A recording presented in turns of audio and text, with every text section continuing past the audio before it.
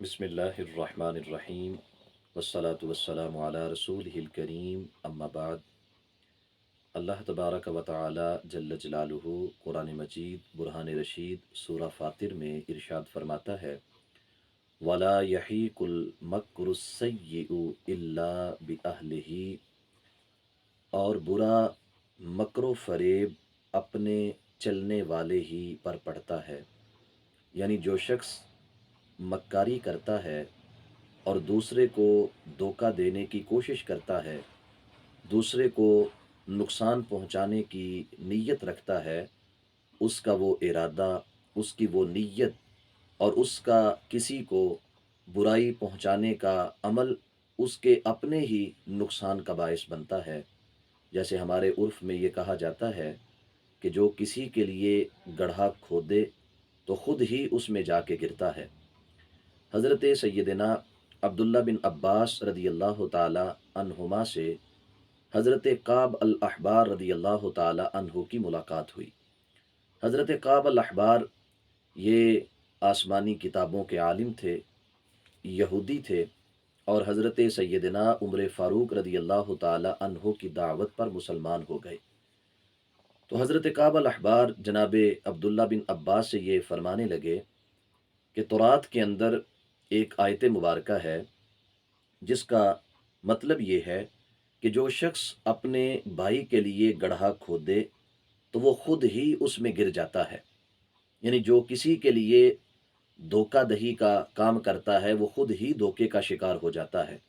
جو کسی کے لیے برا عزم اور برا ارادہ رکھتا ہے اس کے وہ برے عزم اور ارادے اس کے اپنے خلاف ہی ہو جاتے ہیں۔ تو حضرت سیدنا عبداللہ بن عباس رضی اللہ تعالی عنہما نے یہ سن کر ارشاد فرمایا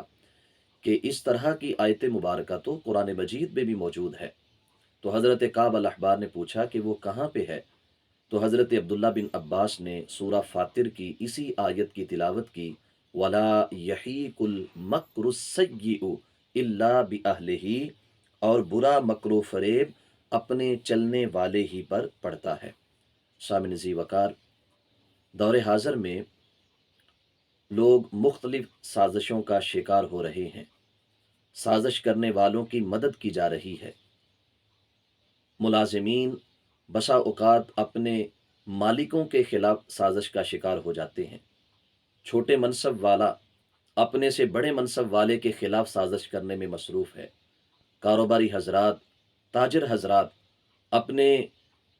برادری والوں کے ساتھ سازشوں کے اندر مصروف ہو چکے ہیں،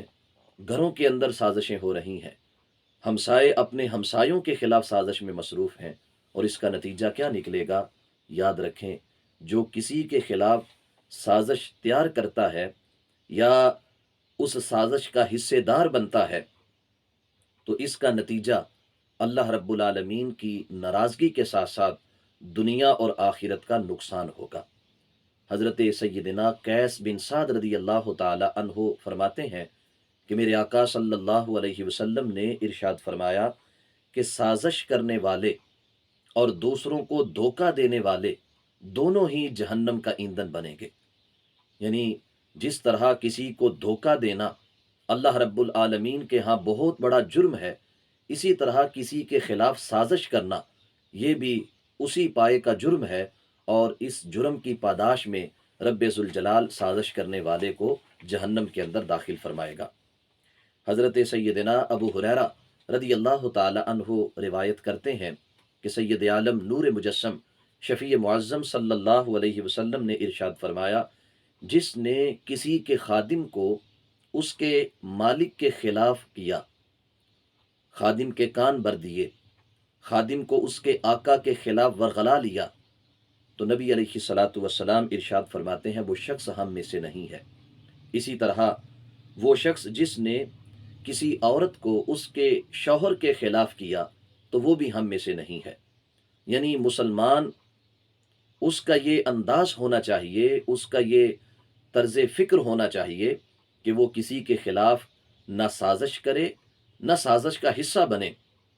وہ ہر کسی کے متعلق اپنے آپ کو بالکل واضح رکھے، وہ نہ تو اپنے انداز سے کسی کی سازش کا حصہ بنے اور نہ ہی وہ خود کسی کے خلاف سازش کر رہا ہو، نہیں تو اس کا انجام جس طرح دنیا میں ذلت ہے کہ معروف ہے کہ جیسا کرو گے ویسا بھرو گے، جو کسی کے لیے گڑھا کھودتا ہے، جو کسی کے لیے مصیبت کا باعث بنتا ہے، خود مصیبتیں اس کی اپنی طرف لوٹ آتی ہیں، جو کسی کے لیے نقصان کا ارادہ کرتا ہے خود ہی اس نقصان کا شکار ہو جاتا ہے۔ آج دیکھیں، بظاہر کسی کو دھوکہ دینا، بظاہر کسی کو جھوٹ بولنا، بظاہر کسی کے ساتھ امانت میں خیانت کرنا، بدعہدی کرنا، مال میں ملاوٹ کرنا، یہ دوسروں کو نقصان پہنچانا ہے، لیکن حقیقت میں یہ انسان اپنا نقصان کر رہا ہے۔ جو مال میں ملاوٹ کر رہا ہے، کل قیامت کے دن رب ذوالجلال اس کو گرفتار فرمائے گا۔ جو امانت میں خیانت کر رہا ہے، کل قیامت کے دن تمام لوگوں کے سامنے اس کی خیانت کو عیاں کیا جائے گا۔ جو آج کسی کو دھوکہ دے رہا ہے، کل قیامت کے دن اس کے ساتھ اس بورڈ کو اویزا کر دیا جائے گا کہ یہ دنیا میں لوگوں کو دھوکہ دیا کرتا تھا۔ اس واسطے آئیے ہم اپنی زندگی کو قرآن و سنت کے مطابق گزاریں، نہ خود کسی کے خلاف سازش کریں اور نہ ہی کسی کی سازش کا حصہ بنیں۔ میرے آقا صلی اللہ علیہ وسلم کی حدیث مبارکہ ہے، نبی علیہ الصلاۃ والسلام ارشاد فرماتے ہیں، تم کسی کے خلاف سازش نہ کرو اور نہ ہی کسی سازش کرنے والے کی مدد کرو۔ یعنی نبی علیہ الصلاۃ والسلام نے ہمیں دونوں باتوں سے منع فرما دیا، حکم دیا ہمیں کہ نہ تو ہم خود کسی کے خلاف سازش کریں اور نہ ہی جو کوئی سازش کر رہا ہے اس کی سازش کا حصے دار بنے، اس کی مدد کریں کہ وہ دوسرے کو نقصان پہنچائے۔ کیوں فرمایا؟ اس لیے کہ رب ذوالجلال ارشاد فرماتا ہے، وَلَا يَحِيقُ الْمَكْرُ السَّيِّئُ إِلَّا بِأَهْلِهِ، کہ برا مکر و فریب اپنے چلنے والے ہی پر پڑتا ہے۔